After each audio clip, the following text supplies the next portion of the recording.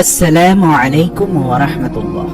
প্রিয় দর্শক, সারা দিন রোজা রাখার পরে মাত্র দুটি খেজুর খাওয়ার সাথে সাথে আপনার শরীরের অভ্যন্তরে কি ঘটবে আপনি জানলে অবাক হয়ে যাবেন।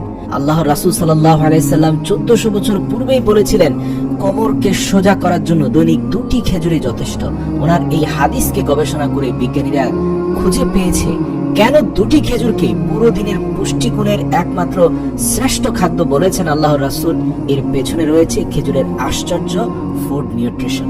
আমরা জানি সারাদিন রোজা রাখার ফলে শরীর ক্লান্ত শ্রান্ত হয়ে যায়, আমাদের শরীরে শক্তি বা বল থাকে না।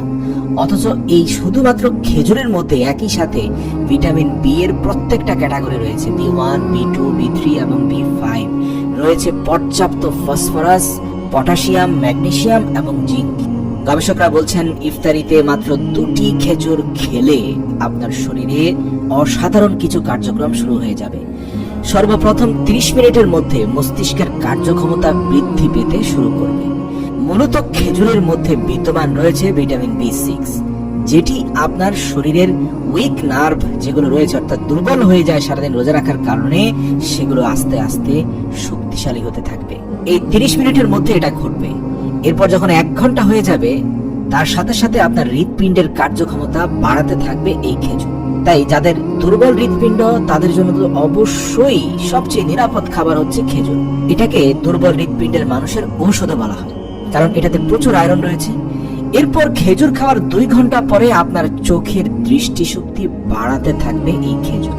শুধু তাই নয়, সেই সাথে যে কোনো ঠান্ডাজনিত সমস্যা থেকে থাকলে, যেমন গলা ব্যথা, জ্বর, সর্দি, যেগুলো মূলত উইকনেস থেকে তৈরি হয়, এই খেজুর খাওয়ার 3 ঘন্টার মধ্যে আস্তে আস্তে এই সমস্যাগুলো দূর হবে এবং সাথে সাথে শরীরের রোগ জীবাণু বা বিষক্রিয়া থাকলে সেগুলো ধ্বংস করে দেবে 3 ঘন্টার মধ্যে। অর্থাৎ খেজুর খাওয়ার 3 ঘন্টা পরে আপনার শরীরে বিষাক্ত বিষক্রিয়াগুলোকে ধ্বংস করে দেবে খেজুর। বিশেষ করে শরীরের বিষাক্ত টক্সিনকে সরাসরি নির্মূল করে দেয় এই খেজুর।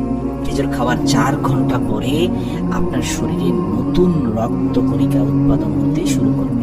এর মধ্যে প্রচুর মিনারেল এবং আয়রন থাকার কারণে এটি রক্ত শূন্যতা রোধে দারুণ কাজে লাগে।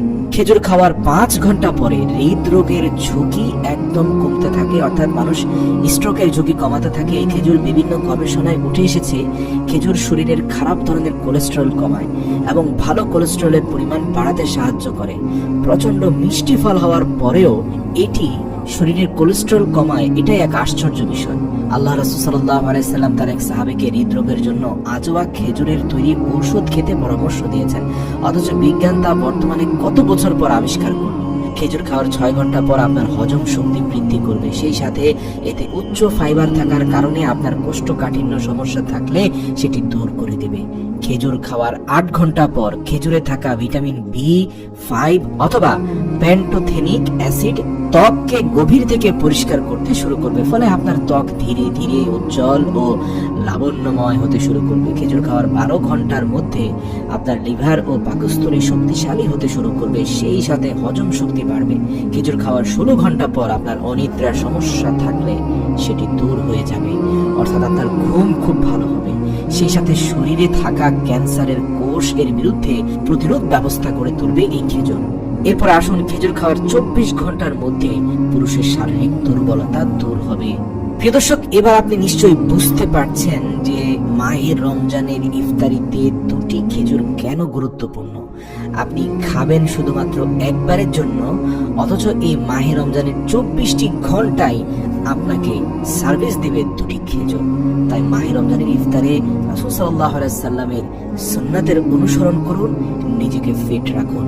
দৈনিক অন্তত দুটি খেজুর তো অবশ্যই খাবেন। আজওয়া খেজুর আল্লাহর রাসূলের সবচেয়ে প্রিয় খেজুর।